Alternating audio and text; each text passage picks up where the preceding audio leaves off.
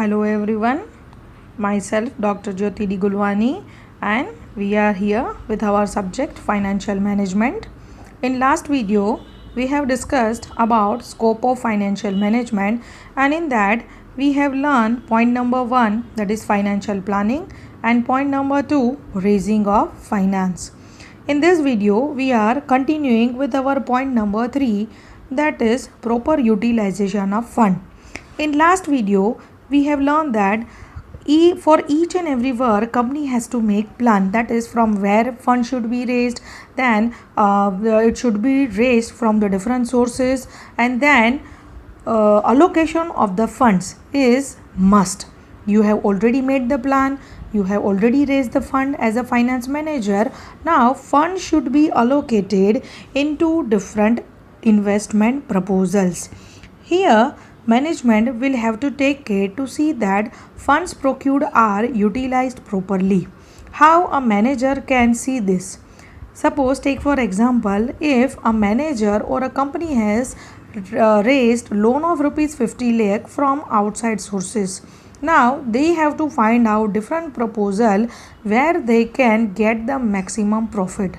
Suppose this 50 lakh loan is available at the rate of 10%. Now company has to see the proposal where it can generate more profit in comparison of this interest rate of 10%. In market, if company is having more than 2 to 3 proposals, then they have to check where they are getting more profit.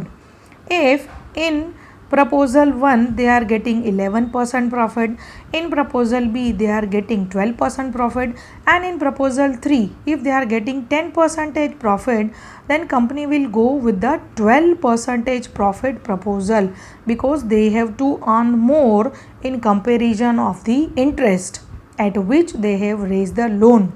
Company has, or a manager has raised loan at rupees 50 lakh with the interest rate of 10%, then they will invest in the best proposal investment at 12%. This is what proper utilization of funds. If funds are utilized properly, then it will protect the interest of shareholders, debenture holders and other creditors. How it will protect their interest? If companies are earning good profit, then they will definitely give good dividend to their shareholders as well as to debenture holders and to other creditors. So it is better to utilize funds properly by manager or by company. As funds are already invested to earn, now distribution of earning is also important. Company has already earned profit. How a manager has to take decision? Manager has to take proper decision about the amount transferred to reserve surplus to be retained and the rate of dividend to be distributed. Always company which is generating profit, they are not keeping profit with themselves. They are keeping certain profit with them in the form of reserves and surplus, as well as they are distributing certain profit to their shareholders. Now manager has to decide how much to keep in company in the form of reserves and surplus and how much amount should be given to the shareholders. If too much amount is kept in the firm, then it will create excess of the amount in the company, and if they are going to give too much amount to their shareholders, then there will be shortage of the money. So as a manager has to decide that how much to keep in reserves as well as how much to distribute in the form of dividend. Dividend policy affect interest of shareholders and those of employees and creditors also. How dividend policy affects? Policy, that means rules. If, as I said, too much dividend is given to the shareholders, it will give the benefit to the shareholders, but alternatively it will affect to employees and creditors, because profit is given to the shareholder. Then what about the employees and about the creditors who are working in the company?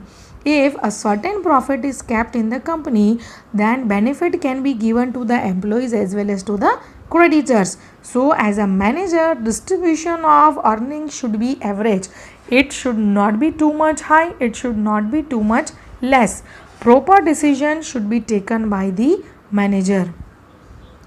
Next is establishing financial policy.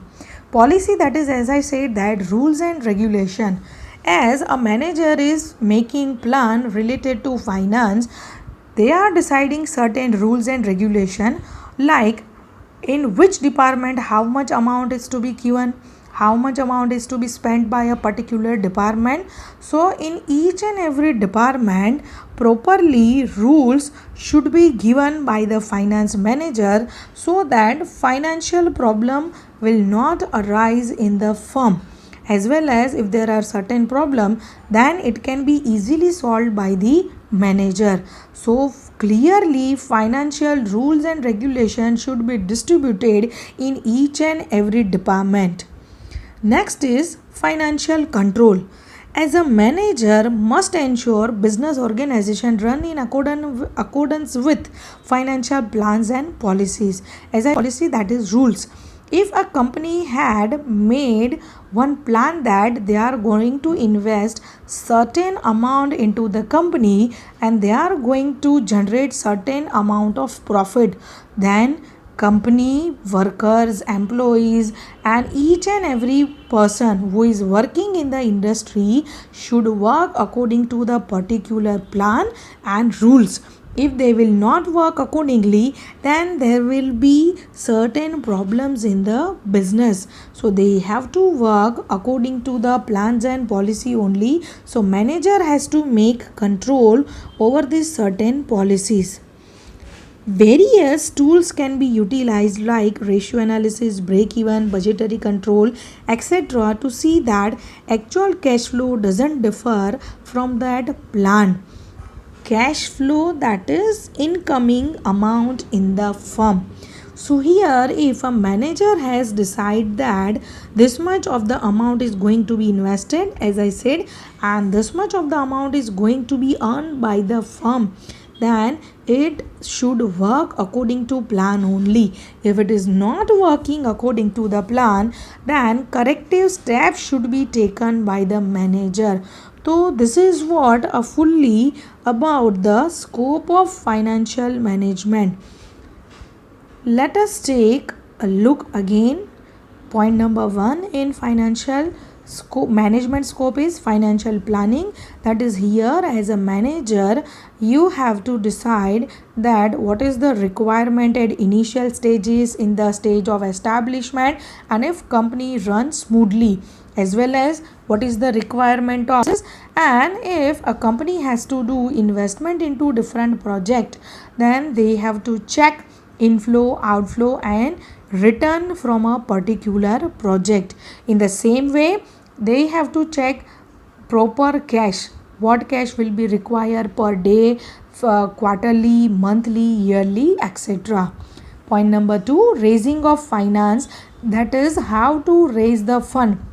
Fund should not raise from the same sources. Short term and long term fund should be raised from the different sources, as well as before raising the fund, comparative study should be done by the manager.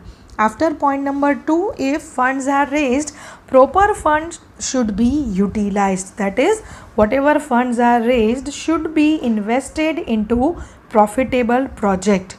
And after distributing amount into different projects, whenever company earns, distribution of earning should be proper in the company as well as to the shareholders. To each and every department, financial rules and regulations should be explained by the manager. So in point number 5, clear guidelines should be provided to the various departments by the finance manager. And at the last, financial control should be there. If a plan is not working or if actual work is not working according to the plan, then certain necessary corrective steps should be taken by the manager. So this is what whole about the scope of financial management. In next video we will learn the next topic. Till then, stay tuned. Goodbye.